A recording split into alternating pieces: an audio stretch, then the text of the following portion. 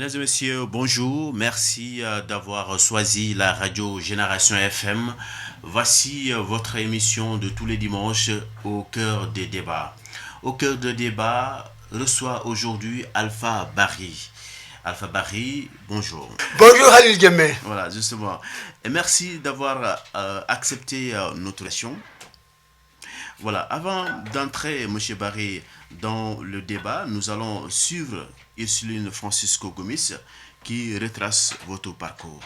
Il est né en 1942 à Ziguinchor et il a obtenu son entrée en sixième en 1956 au cours normal d'Hambourg, ensuite le cours normal de Ziguinchor. Le jeune Barry fait partie des premiers élèves du lycée Guignabo en 1957. Depuis lors, il ne cesse de gravir des échelons. C'est en 1971 qu'il est devenu conseiller et pédagogique itinérant. En 1980, il devient directeur de l'école élémentaire de Banganga, arrondissement de Niaguis. Alpha Barry connaît bien le CMT amical Cabral que quiconque, surveillant général de ces établissements de 1980 à 1998. Marié, un père de 11 enfants, dont 6 sont devenus des enseignants. Le doyen Barry, socialiste jusqu'au bout de ses ongles, au référendum de 1958, il faisait partie de ceux qui distribuaient les bulletins de vote avant d'adhérer au mois de mai de la même année à la structure des élèves socialistes et devient secrétaire général des élèves socialistes de l'arrondissement de Niaguis. Entre-temps, il a occupé plusieurs postes, mais celui qui a plus marqué son parcours, c'est sa prise de fonction à la direction du parti de l'antenne régionale en 1984 et lance le collège privé IPA pour soutenir les jeunes renvoyés dans les écoles publiques. Avec la perte du pouvoir en 2000, le doyen Barry n'a pas transhumé et refuse de changer de veste. Aujourd'hui, l'invité de Halil Djemé est le secrétaire général adjoint, chargé de l'éducation et membre du bureau politique du PS. Alpha Barry est aussi le secrétaire général de l'association des parents d'élèves et étudiants de Ziguinchor, où le mot du Z7 a été largement respecté. Merci Ursuline. C'était voilà, doyen Barry, c'était juste quelques rappels de votre parcours qui a commencé avant l'indépendance du Sénégal. Vous êtes témoin de l'histoire, c'est pour cela qu'on a jugé nécessaire aujourd'hui de vous inviter. Avez-vous des précisions par rapport à ce que Ursuline a dit dans votre parcours? Elle a été fidèle aux communications faites par notre échange. Je voudrais préciser seulement qu'en 42, c'est un peu vague, ça fait 12 mois. Mais je suis précisément du 14 février 1942. Dans les fonctions également aussi, je suis chargé, premier adjoint national, chargé de l'éducation et de la formation. En ce qui concerne l'UPA, c'est l'école du Parti Socialiste, l'école des cadres du Parti Socialiste. Mais malheureusement, pas malheureusement, l'école des cadres du Parti Socialiste a été créée après l'UPA. Parce que l'UPA, quand même, c'est sous l'égide de la Ligue internationale de l'enseignement laïque, qui a été créée ici en 1969, dont j'ai été le premier secrétaire général. Le premier président était le directeur de l'école Francisco Carvalho, qui était Santiago rural. Quand il est parti, naturellement, je l'ai remplacé. Et par ce biais-là, avec l'appui des Français qui appartenaient à la même association internationale que nous a insufflé le sens d'encadrer les jeunes qui sortaient des écoles sans diplôme. C'est ainsi que nous avons ouvert l'UPA, d'abord à Moussa Bari, en cours du soir, à partir de 69, de la même année. Et le premier responsable de cette école-là, c'est Feu Salam Sow, Absalam Sow, qui a été l'ancien directeur de l'école de Gandé. Et je l'ai suppléé dans ces fonctions-là, avec beaucoup d'autres, tels que Feu Chérif Dabo, M. Diouf, qui était à l'école Moussa Bari là-bas, qui a même habité l'école. Voilà quelques précisions sur le parcours, sur les précisions que je voulais apporter sur le CV que vous m'avez demandé. D'autre part, je vous remercie de m'avoir choisi pour parler d'un thème si important touchant l'éducation, qui est un rapport direct avec toutes les familles du Sénégal. toutes les familles, qu'on soit jeune, qu'on soit adulte, qu'on soit vieux, qu'on soit homme, qu'on soit femme. C'est un plaisir pour moi, en tout cas, de répondre à toutes vos questions. Je m'excuserai d'avance si par mes réponses, j'arrivais à égratigner la sensibilité ou la susceptibilité de certains de nos auditeurs. Voilà, comme vous l'avez dit, hein, vous êtes un enseignant, et puis donc d'après ce qu'on a entendu tout à l'heure, vous êtes un enseignant, vous avez suivi beaucoup de formations, vous êtes témoin également de l'histoire aussi. Aujourd'hui, en votre qualité d'enseignant, comment appréciez-vous cette lutte syndicale? La lutte syndicale, elle est connue. Hein. Nous l'avons trouvée, c'est le syndicat. Le syndicat, c'est la défense des intérêts matériels et moraux des adhérents de ce syndicat. J'ai appartenu à un syndicat en son temps avec les Ibader Thiam, le grand Ibader Thiam, le feu Souleymane Ndiaye et beaucoup d'autres. Le SUEL, en son temps, faisait la même chose. S'occuper d'abord de l'évolution et de l'implantation de l'enseignant dans le système éducatif avec des avantages. Tout à fait. Avec des avantages, mais on en avait déjà. C'est ainsi que dans cette lutte-là qu'on a alloué une indemnité spéciale qui était les 20% ajoutés au salaire indiciaire des enseignants. Salaire indiciaire, tout le monde, tous les fonctionnaires ont la même grille de salaire, de traitement salarial. Alors, pour les enseignants, après, dans cette grille-là, au lieu de s'aligner sur le plan de salaire avec tous les agents de l'État, on a ajouté un supplément, les 20% du salaire indiciaire. C'est pourquoi l'enseignant, en son temps, était mieux payé, jusqu'à présent d'ailleurs, que tous les agents de l'État sur le plan de la fonction publique. Était mieux payé, mais aujourd'hui, cette semaine-là a été marquée par des mouvements d'enseignants, membres du G7. Ces derniers réclament le respect des accords signés depuis 2018. Alors, est-ce qu'on peut avoir votre réaction sur ces grèves, malgré donc les traitements réservés aux enseignants? Tout à l'heure, après, G7, de toute façon, j'ai déjà fait une table ronde avec Papa Ronde. Nous avons été invités ensemble à Sud FM. En ce temps-là, j'ai dit ce que je vais redire ici. Nous pensons que et l'État, et les populations, et les citoyens font beaucoup pour l'éducation sénégalaise. Ils construisent des écoles. Ils résorbent progressivement les abris provisoires. Ils ont fait beaucoup d'entretiens, beaucoup de conciliation, beaucoup de consensus avec les syndicats d'enseignants, au point qu'ils ont fait, ils ont arrêté des conclusions relatives à leur entretien pour améliorer le sort ou le traitement des enseignants sur plusieurs points. Et d'après les informations, actuellement, à partir de ce mois-là, les indemnités de logement vont être au niveau de ce qu'ils avaient décidé. Il y a eu une progression l'année 2018. Une partie a été augmentée. L'année 2019, une partie aussi a été augmentée, je ne dis pas le montant. Et en 2020, la dernière tranche d'augmentation a été réalisée d'après le responsable porte-parole du ministère de l'Éducation nationale que j'ai écouté avant-hier. Et si cela est, je pense que les accords en grande partie sont respectés par le gouvernement. En grande partie. Je ne peux pas m'aventurer. Oui. Parce qu'il n'est pas mais là, c'est qu'on a constaté, il y a un manque de confiance entre les deux camps. Parce que hier, le gouvernement, il y avait une rencontre présidée par Cheikh Kanté et avec le G7. Cette réunion s'est terminée en queue de poisson. Il n'y avait même pas d'entente.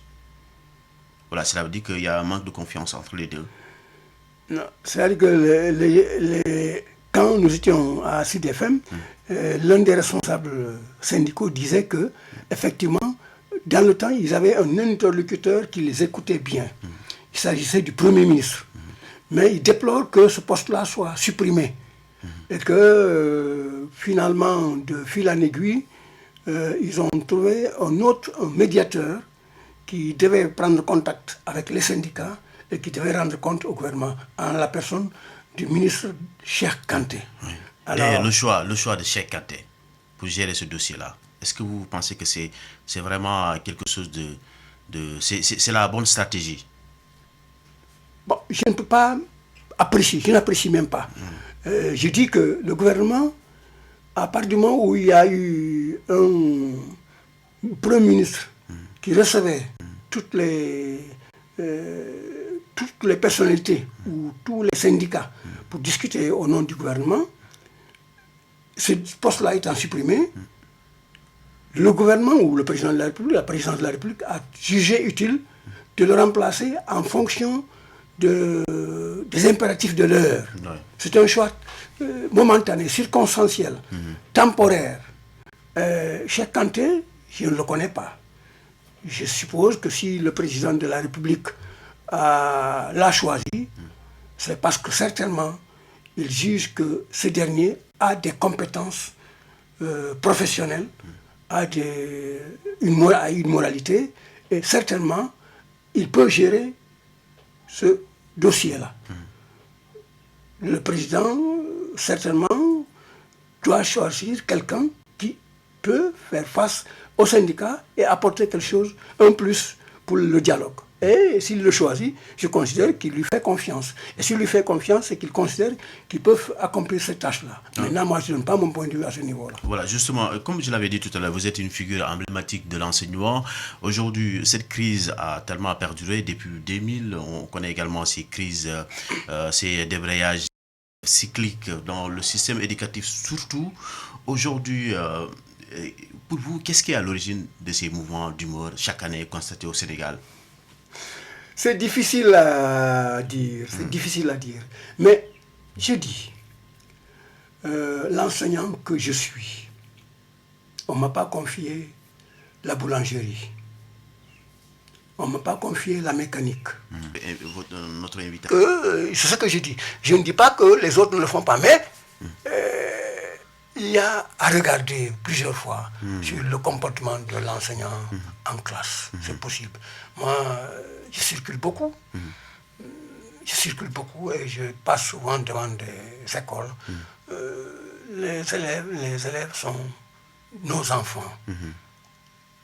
En fait, nos enfants, nous tous, qu'on soit médecin, qu'on soit président de la République, qu'on soit ministre, qu'on soit docteur, qu'on soit un simple ouvrier, qu'on soit un simple marchand, un simple mécanicien, nous avons tous nos enfants à l'école. Ces enfants-là, c'est notre or, c'est notre diamant. Voilà, en parlant un peu du comportement de l'enseignant, on va parler également de la qualité des enseignements. Aujourd'hui, on parle de baisse de niveau. Non, qualité de l'enseignement, le programme est à peu près le même. Nous avons les études de l'environnement. En histoire, par exemple, l'histoire du village, l'histoire de la ville.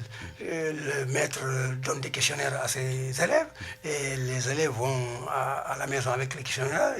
Ils posent des questions à leurs parents ou à des gens qui puissent leur apporter quelque chose, une bonne réponse par rapport aux questions posées par le maître pour consolider la leçon. Parce que le maître, certainement, il a un livre d'histoire, il a un livre de géographie, mais ce n'est pas suffisant. Il a besoin d'avoir des éléments tirés de la réalité de son enseignement, de son environnement. Et cette réalité de son enseignement, de son environnement, est apportée par les élèves qui vont vers les parents, vers les hommes de la société, les personnes de la société, auxquels ils vont poser des questions et qui donnent des réponses et qui reviennent avec les réponses-là à l'école pour remettre ça à l'enseignant par des réponses, questions-réponses en classe ou bien même avec des papiers. Je pense que ça dépend de la qualité de l'enseignement, dépend de l'engouement et de la qualité de l'enseignant, de l'engagement de l'enseignant, de l'effectivité de l'enseignant dans sa classe, heure par heure, jour par jour. Si c'est un enseignement discontinu, c'est difficile avoir de très bons résultats. Enfin, avant une dernière question sur l'enseignement, nous allons également parler, on a constaté ces grèves pendant, depuis début 2000, avec le président Wade, avec ces histoires d'indemnité. En tout cas, ce n'est pas pour vous jeter des fleurs, mais au temps du Parti Socialiste, il n'y avait pas aussi de grèves comme ça, il n'y avait pas aussi de débrayage. Mais on a constaté en tout cas ces débrayages, ces grèves cycliques entre 2000 jusqu'à présent. Quelle était la différence? Et qu'est-ce qui expliquait également au temps du Parti Socialiste, il n'y avait pas aussi de grèves? Bon, je ne peux pas m'aventurer là-dessus. C'est peut-être une question d'évolution. C'est peut-être une question de contexte. C'est peut-être une question de situation, d'environnement, et de l'intérêt que chaque enseignant porte à cet instant-là à sa profession. Disons que les Abdou Diouf sont venus avant, les Senghor sont venus avant, ils avaient des générations qui étaient moulées dans l'enseignement, qui n'étaient pas tellement exigeantes. Maintenant, la société a évolué, il y a des besoins nouveaux.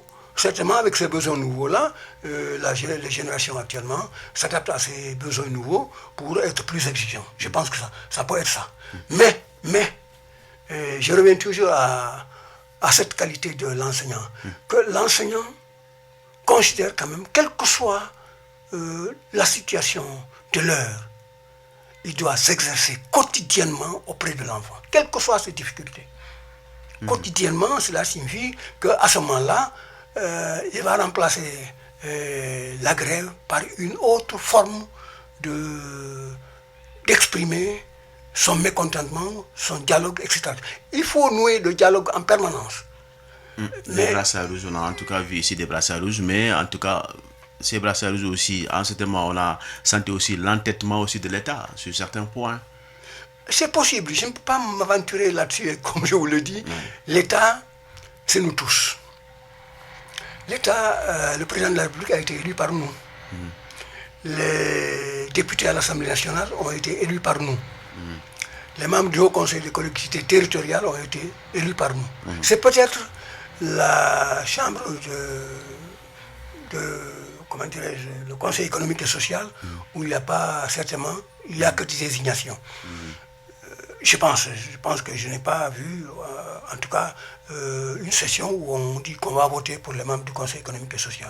C'est des désignations. Ça aussi, ces désignations-là, il y a des propositions, nous sommes bien administrés, nous avons les gouverneurs, nous avons les sous-préfets, nous avons... Bon, comme il n'y a plus le Sénat a été élu, mais le Conseil économique et social, je crois que c'est des désignations. Justement, vous êtes secrétaire général de l'association des parents d'élèves et étudiants. Pour vous, quelle doit être la stratégie de l'État à l'heure actuelle? La stratégie de l'État, il faut donner la priorité au dialogue. Donner la priorité au dialogue, donner la priorité à la formation. Donner la priorité à la conscientisation du citoyen. Citoyen, nous sommes tous là-dedans, hein, que tu sois enseignant, que tu sois autre, nous sommes des citoyens. Alors, si le citoyen connaît son devoir, je suis certain d'une chose, que les tâches vont être plus faciles. Vous savez, le citoyen, laissé à lui seul, bon, vous savez, les répétitions scolaires donnent une tranche d'enfants catégorielle qui n'est plus en classe, qui n'est plus dans le système éducatif, qui est laissé certainement dans des occupations peu civilisées. Alors, qui s'adonne à ce genre de délinquance, c'est possible, excusez-moi du mot. Et ça aussi, on a vu le travail de l'État pour retirer les enfants de la rue, pour les mettre sous garde, dans des situations où ils peuvent obtenir une éducation adéquate. Retrait des enfants de la rue. Si réellement cela est appliqué, et qu'il y a, comme on dit, il y a l'école qui est renforcée sur le plan matériel, sur le plan de la conscientisation et de la formation des enseignants, sur le plan des daras modernes, je pense que les enfants seront des citoyens assez productifs pour le bien-être de notre société. Voilà. Pour vous, l'État doit promouvoir également ce dialogue-là, mais jusqu'à présent, on ne sent pas, et en tout cas, si on se fie également de ce qui s'est passé hier, ça ne donne pas en fait une bonne suite. Mais vous, en tant que parent, ensuite, la dernière question, quel est votre appel avez-vous un appel à lancer sur les deux camps qui font face aujourd'hui? Naturellement, merci beaucoup. L'appel, d'abord, je disais la dernière fois, de toute façon, nous sommes disposés au niveau de l'association des parents d'élèves. Nous sommes prêts à aider les syndicats à prendre les contacts, tous les contacts nécessaires de la base au sommet pour aider à ramollir, à satisfaire les revendications. L'association des parents d'élèves, dont le président est l'ajustement qui est chaque école a une association des parents d'élèves, de toute façon, nous sommes prêts à cela. Maintenant, l'appel que je vais lancer, que quand il y a des accords qui sont retenus, de commun accord entre les antagonistes, c'est-à-dire les syndicats et les représentants de l'État doit tout faire pour s'acquitter de cet engagement-là. C'est-à-dire honorer son engagement en respectant les accords. Maintenant, pour les enseignants, que l'accord soit respecté, qu'il ne soit pas respecté, allons à l'école, encadrons nos enfants. Parce que nous avons quand même le salaire qui est là tout le temps. Il n'est pas discontinu. Je rappelle aux auditeurs que nous recevons aujourd'hui Alpha Barry, secrétaire général de l'association des parents d'élèves et étudiants, mais par ailleurs secrétaire général adjoint en charge de l'éducation au niveau du Parti socialiste. Vous êtes un allié du président Macky Sall. On va parler de politique maintenant. Vous êtes un allié du président Macky Sall. Comment vous voyez d'abord sa gouvernance? Vous êtes là depuis 1960 jusqu'à présent. Je ne suis pas un allié de Macky Sall. Votre parti, le Parti socialiste. Nous faisons partie du Benno Bokk Yakaar. Ouais. Benno Bokk Yakaar a été né suite aux élections de 2012. Sans quoi il y avait Benno Macky Sall, Benno Macky Sall. Macky 2012, Benno Siggil Sénégal, Benno Ak Tanor-Dieng. Donc, tout le monde est allé aux élections présidentielles. Mais on avait dit, parce que tout le monde combattait le président qui était sur place. Le président en activité. Le président en activité. Abdoulaye Wade. Je vous l'avais nommé. Et je dis que tout le monde a dit donc, nous allons aux élections. Celui qui gagne, il gagne.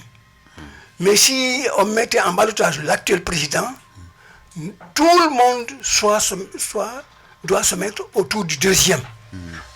Celui qui veut arriver en deuxième position. Parce que certainement, en ce temps-là, ils n'attendaient pas Macky Sall. Ils attendaient certainement Moustapha Niasse ou Ousmane Tanor-Dieng. Ils attendaient l'un des deux, ou bien peut-être même Idrissa Seck. Mais on n'attendait pas Macky Sall. Mais comme ils sont réunis pour dire, ils ont écrit, ils ont pris l'accord, la décision de dire que nous allons tout faire pour faire partie du président qui est là. Maintenant, celui qui vient en deuxième position, qui est au-dessus de tous les autres, tout le monde se met autour de lui pour voter pour lui. Effectivement, ce qui s'est passé. Macky 2012 est venu en deuxième position, juste après le président sortant. Tout à fait. Et tous les autres, les Moustapha Niasse, les Ousmane Tanor-Dieng, les Idrissa, votre candidat est arrivé en quatrième position, derrière Moustapha Niasse. Non, attention, vous qui? Non, je parle je parlais de la présidentielle de 2012. C'est Wade qui était en première position. Ensuite, il est suivi par Macky Sall. Il est suivi par Moustapha Niasse. Non, monsieur. Il est suivi de troisième, c'est le Parti socialiste, Ousmane Tanor-Dieng. Moustapha Niasse est venu en cinquième position. Voilà, d'accord. C'est le classement, je parle de classement. Hein. Oui. Après... On va vérifier. Vous ne me mettez pas en quatrième position, je suis en troisième position. Voilà, justement, mais d'accord, on va venir, mais en tout cas, c'est que selon les chiffres que nous avons, de Moustapha Niasse c'est arrivé en troisième position. Mais non, mais justement, moi j'ai les mêmes chiffres. Voilà, justement, mais d'accord, on va venir par rapport à la gouvernance du président Macky Sall. Voilà. Et comment vous jugez cette gouvernance? C'est une gouvernance qui fait son travail. Et dans la sobriété, dans l'efficacité, dans l'augmentation du revenu du citoyen. C'est ça l'objectif. Et nous pensons qu'il est arrivé au pouvoir avec 65%. On a il n'est pas descendu à moins de 50%, il est venu avec 58%. Je dis que la confiance est toujours là. Nous, au Benno Bokk Yakaar, nous sommes ancrés dans le Benno Bokk Yakaar, nous avons été ancrés dans le Benno Bokk Yakaar pour donner un deuxième mandat au président que nous avions élu en 2012. Nous avons fait notre travail, il est élu pour le deuxième mandat et nous l'accompagnons jusqu'à la fin du deuxième mandat.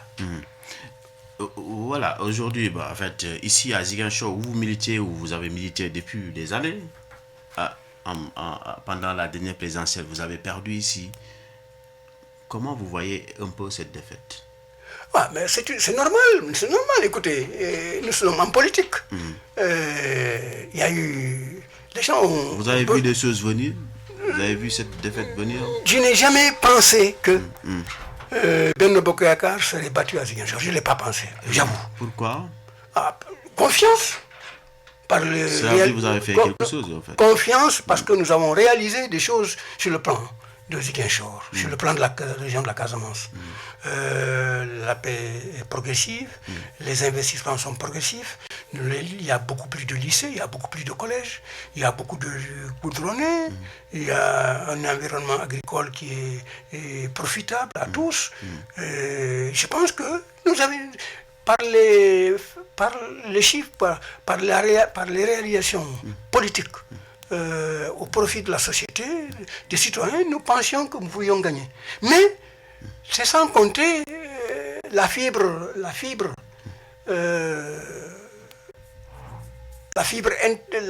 spécifique de l'homme.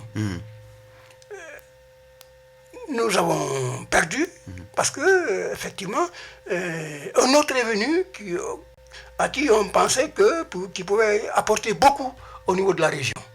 Il s'agit de Ousmane Sonko. En parenthèse, Ousmane Sonko, son papa est mon promotionnaire, en parenthèse. Tout à fait. Donc, on fait l'école ensemble. Donc, je dis que ceci, on ne l'a pas vu venir. On ne l'a pas vu venir, mais il est venu, il a gagné. Je souhaite que cela soit profitable aux citoyens de la Casamance. Voilà, on va parler maintenant de votre formation politique, le Parti Socialiste. Vous n'avez jamais quitté cette formation politique. Aujourd'hui, cette formation politique vit également des moments durs depuis le décès de Ousmane Tanor Dieng. Il y a eu beaucoup de remous concernant également sa succession au Parti Socialiste. Il y a eu beaucoup de sorties, beaucoup également de réclamations, beaucoup d'indignation. Aujourd'hui, vous, en tant que quelqu'un qui était là, qui a en tout cas, que tous ces gens-là, ils vous ont trouvé dans le Parti Socialiste aujourd'hui, ceux qui dirigent aujourd'hui cette formation politique. Alors, comment vous voyez également ces millimélos de gauche à droite? L'ambition personnelle, naturellement. L'homme est ambitieux. Il faut laisser les gens exprimer leur ambition, tout simplement.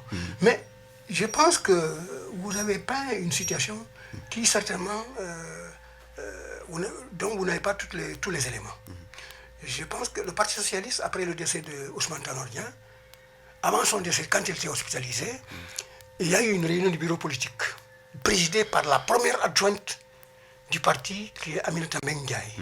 C'est la première adjointe du secrétaire général du parti. Le secrétaire général étant malade, il a demandé donc à son adjointe de convoquer le bureau politique au mois de mai. Bonne réunion, le bureau politique m'a répondu, toutes les régions ont répondu. Il est décédé le 15 juillet et depuis lors, on n'a pas eu de réunion parce qu'on respecte sa mémoire. Après, il y a eu quand même l'hommage rendu à Senghor par l'anniversaire de son décès qui a mobilisé l'ensemble du Parti Socialiste. Et il y a eu l'hommage qu'on prépare pour Ousmane Tanor Dieng qui est en train de mobiliser l'ensemble des socialistes du Sénégal. Tout récemment, le 18 passé, il y a eu la réunion du bureau politique du Parti Socialiste présidée par l'actuelle présidente ou secrétaire général du Parti Socialiste, Aminata Mbengue Ndiaye, qui a été confirmé à ce poste-là par le secrétariat exécutif du Parti Socialiste qui s'est en sa réunion du début du mois d'août dernier. Donc, elle est confirmée, comme elle était première adjointe, elle est confirmée pour diriger le parti, achever la vente des cartes, procéder au renouvellement et diriger le parti vers le Congrès. Et le Congrès va déterminer qui, certainement, va être le nouveau secrétaire général du Parti socialiste. Justement, dans cet espace-là, il y a le renouvellement du gouvernement. Le renouvellement du gouvernement, le président est toujours là. On est dans Benno Bokk Yakaar. Il y avait des ministres qui étaient là, qui étaient envoyés par le secrétaire général du parti, Serigne Mbaye Thiam et Aminata Mbengue Ndiaye. On les a reconduits. Ouais, mais dès qu'on dit l'idéal, c'était juste de les remplacer par d'autres. Parce que eux, ils étaient là depuis 2012. Et on a en tout cas constaté en 2019, ils ont été reconduits encore. C'est là où est née également une petite crise interne au Parti socialiste. Non, ce n'est pas une crise, ça n'a pas touché le parti. C'est-à-dire qu'il y a eu des gens qui sont élevés contre ça. Oui. Il y a eu des gens qui sont élevés contre ça, qui ont... Si je ne me trompe pas, Bassène, le secrétaire général départemental de PS de Ziguinchor, faisait même partie des gens qui avaient élevé leur voix. Je sais bien, je dis, il y a eu... Bon, je ne veux pas parler des personnes. Non, c'est juste pour... Je suis son premier adjoint au niveau du département. Et que je quitte d'ailleurs le département. Parce que j'y étais en fonction. J'étais directeur d'école à Boulomé à Banganga. Ma maison est là à Ziguinchor. Maintenant, je laisse le département. De toute façon, certainement, s'il est reconduit, il sera reconduit. S'il y a un autre candidat, peut-être ils vont voir. Mais ça, Bakary Bassène, effectivement, il est membre du bureau politique également. Il est membre du secrétariat exécutif. Il fait partie justement de ces gens-là qui ont adhéré à cette idée qu'il fallait changer. C'était pas la bonne idée, la bonne idée, la rotation? Je ne parle pas de rotation. Est-ce que le secrétaire général du parti est rotatif? Le secrétaire général du parti, est-ce que c'est rotatif? Pourquoi on veut qu'on change? Si les ministres qui sont là-bas ont fait le travail convenablement, pourquoi les changer? Ce qu'il fallait faire, il fallait dire tout simplement, augmenter le nombre de postes de ministres, c'est tout. On en avait 3. Avec Ali Haïdar qui est parti. Mais ce qu'il aurait pu dire, mais on remplace, prenons un autre pour remplacer celui-là et augmentons un autre. Mais si on fait confiance à des citoyens comme eux, militants du Parti socialiste, ils doivent s'en réjouir. C'est-à-dire que ces gens-là ont bien fait le travail. C'est mon point de vue. Hein. Je ne dis pas qu'il est partagé par les autres. C'est mon point de vue. Et j'y adhère entièrement. Tous ceux qui sont contre cela, je considère qu'ils sont réfractaires. Voilà, justement, aujourd'hui, vous êtes dans une coalition, vous êtes dans le gouvernement. Est-ce que on vous a, en tout cas, ce que vous avez aujourd'hui, est-ce que vous considérez ça quelque chose de consistante comme poste? Ce que nous avons déjà... Oui, les postes que vous avez aujourd'hui. Nous avons des députés à l'Assemblée nationale. Nous avons des éléments au niveau du Conseil économique et social. Nous avons des camarades. Nous avons des camarades au gouvernement. Ils sont 2. Il y a Serigne Mbaye Thiam et Aliou Ndoye. Nous avons la présidente du Haut Conseil des collectivités territoriales. Nous avons une vice-présidente à l'Assemblée nationale. Nous avons des députés à l'Assemblée nationale. Pour le moment, je ne dis pas que c'est satisfaisant, mais on s'en contente. On se contente de ça pour le moment. On n'a pas oublié le Parti socialiste. Voilà, on va chuter un peu par Ziguinchor aujourd'hui. Vous êtes responsable du Parti socialiste à Ziguinchor. On va parler également de cette région. On va parler également de ce département qui était un bastion du Parti socialiste. Je parle de la région d'abord. Qui était un bastion du Parti socialiste. Absolument. Voilà. Absolument. Aujourd'hui, on a vu que depuis 2000, vous avez beaucoup perdu le terrain. C'est le pouvoir. On a perdu le pouvoir en 2000. Il y a des gens qui n'aiment pas la défaite. Ils ont quitté le Parti socialiste. Ils sont nombreux. Je ne les cite pas, mais vous les connaissez. Nous les connaissons. Ils ont quitté parce qu'on nous a battus. Mais ça, c'est pas l'éthique. On a gouverné ce pays pendant 40 ans. Mais vous allez me permettre de citer les responsables, les gros responsables à l'époque, les puissants responsables. Il y avait Robert Sagna, Feu Landi Sané, qui avait quitté. Oui, c'est pourquoi je ne voulais pas citer. Voilà. Il y en a d'autres, hein. Il y en a d'autres. La Casamance avec Feu Émile Badiane, Engram Badiane, Cheikh Seck, Cheikh Koli, Ousmane Seydi, Demba Koïta, Yoro Kandé, Joseph Macham, Pascal Manga, Pascal Manga, ancien président du conseil régional. Oui, Pascal Manga, Judith Diagne, Lémou Touré, Louis Dacosta, Ablaïsi, et tant d'autres qui ont fait la fierté de cette région. Parce qu'ils étaient au pouvoir et ils étaient associés à tout. Maintenant, c'est perdu. On a perdu en 2000, non plus ces personnalités-là. Et vous déplorez? Nous avons quand même Robert Sagna. Robert Sagna qui était un pionnier, un battant du parti. Mais qui a quitté aussi? Qui a quitté, qui a créé son parti. L'homme, c'est l'homme. On n'est jamais satisfait, mais je ne les critique pas. Mais je pense qu'après la défaite, ils auraient pu. Landing est parti parce que, bon, certainement, il avait des problèmes. Avec Robert directement aussi, d'abord, parce que c'était... Voilà, il a gagné quand même Robert. Hein, c'était les deux tendances qui oui, il a gagné quand même Robert. Il a gagné quand même Robert. Il a été secrétaire général de l'Union régionale. Pendant que Robert ne s'est pas présenté d'ailleurs. C'était par consensus. Bon, ensuite, Robert a été quand même secrétaire général de l'Union régionale pendant très longtemps, jusqu'aux élections de 2012. Alors, Landing ayant perdu, il est parti. Mais que Dieu l'accueille à son paradis. C'est un homme très correct. Robert est encore là. Souhaitons qu'il révise sa situation et qu'il renforce le Parti socialiste. Ouais, renforce le parti, pour renforcer le Parti socialiste. À l'état actuel des choses, où en êtes-vous avec cette formation politique? La formation politique, je vous ai dit que nous sommes sortis d'un bureau politique. Est-ce que vous tenez vos réunions régulièrement comme... Oui, je vous ai dit que au niveau régional, au niveau départemental? Ah ça, j'en doute, vraiment. Je ne suis pas secrétaire général d'une coordination. Je suis secrétaire général... Il y a des manquements que vous avez constatés quand même. Naturellement, je suis secrétaire général adjoint d'une coordination. Parce que je n'ai jamais voulu quitter le département. Mais actuellement, bon, je vous l'ai dit tout à l'heure, on va renouveler, on est en train de vendre les cartes. Je reviens à ma maison où j'habite. Je suis là au château d'eau, c'est mon quartier, j'ai ma maison là-bas. Je vais certainement... Les responsables, on dirait qu'ils sont un peu ramollis, ils ne tiennent pas de réunion. Ziguinchor commune est divisée en 3 coordinations, coordination Est, coordination Centre, coordination Ouest. Coordination Est, il n'y a jamais eu de réunion. Coordination Centre, il y a eu des réunions groupuscules. Réunion Ouest, il y a eu quelques réunions qui ont commencé, mais à un moment donné, les responsables sont partis avec Khalifa Sall et ils font partie de ceux qui ont été exclus du parti. Alors, c'est dire que le Parti socialiste à Ziguinchor vit une situation difficile, très difficile. Très délicate. Je dis très délicate, et où il n'y a pas tellement de mouvement.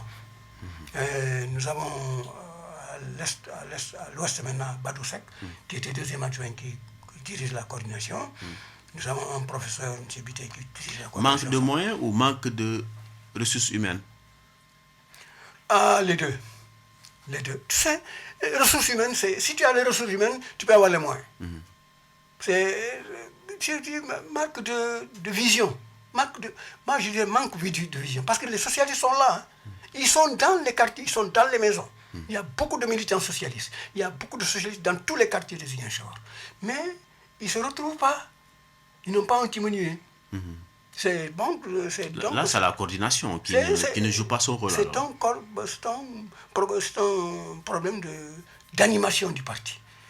Qui veut animer le parti, ce sont les responsables d'abord qui font un programme, qui prennent contact avec les éléments de la base, qui convoquent les réunions et qui fixent des objectifs en déterminant des activités.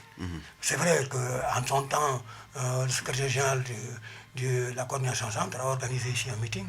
Je vais nommer secrétaire général du centre. Il a organisé un meeting avec l'appui de Ami Tamba à la place de Gao. Ça, c'était à saluer. C'était à saluer, mais c'est une seule fois. C'est depuis 4 ans maintenant. C'était en 2015. Voilà, vous avez un peu déploré donc le manque d'orientation, mais aussi manque de combativité. Est-ce qu'aujourd'hui, vous êtes prêt également à prendre la tête de cette coordination départementale? Pour le moment, si dans les prochains renouvellements? Pour le moment, vraiment, j'ai des ambitions pour le parti. Lesquels? Est-ce qu'on peut avoir quelques... redonner l'activité du parti, la place du parti dans la région, en prenant contact avec l'ensemble des militants de base, en les réunissant, en les capacitant, et en développant leur conscience de militantisme, et élargir la base du parti, c'est-à-dire renforcer le nombre de militants, peut-être avoir beaucoup plus de militants. Ça, c'est avec les arrondissements de Niaguis, l'arrondissement de Niasia, les communes de Enampor, Niasia, Kamarakunda, Adéane, Niaguis, la commune de Ziguinchor, le département de Bignona, le département de Souy. Il y a des gens qui sont valeureux, qui sont engagés, qui peuvent... Boubacar Badi, il est à Bignona, c'est le secrétaire général. Nous avons une dame, Sissoko, Diara Sissoko, qui est à Oussouy avec son secrétaire général. Et il y a des gens qui sont vraiment déterminés à relever le défi et à redonner au parti son animation d'antan.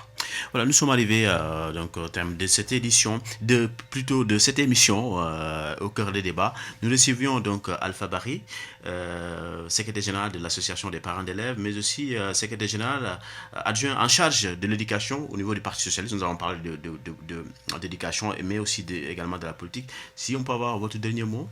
Le dernier mot, je demandais à l'ensemble des camarades du parti de redoubler d'efforts, de mouiller le maillot, et de recruter, et d'être plus disponible. Particulièrement, je m'adresserai à Ndeye Dioum de Ziguinchor. C'est une dame qui milite fortement. Et je m'adresserai également à la responsable régionale des femmes, Awa Diédhiou de Bignona, qui est une battante qui a fait une réunion il n'y a pas longtemps. Et je demande à l'ensemble des autres camarades de Bignona, de Souy, de Ziguinchor, soit Niaguis et Niassia et de la commune de Ziguinchor, de redoubler d'efforts. Nous n'avons rien perdu, on a tout.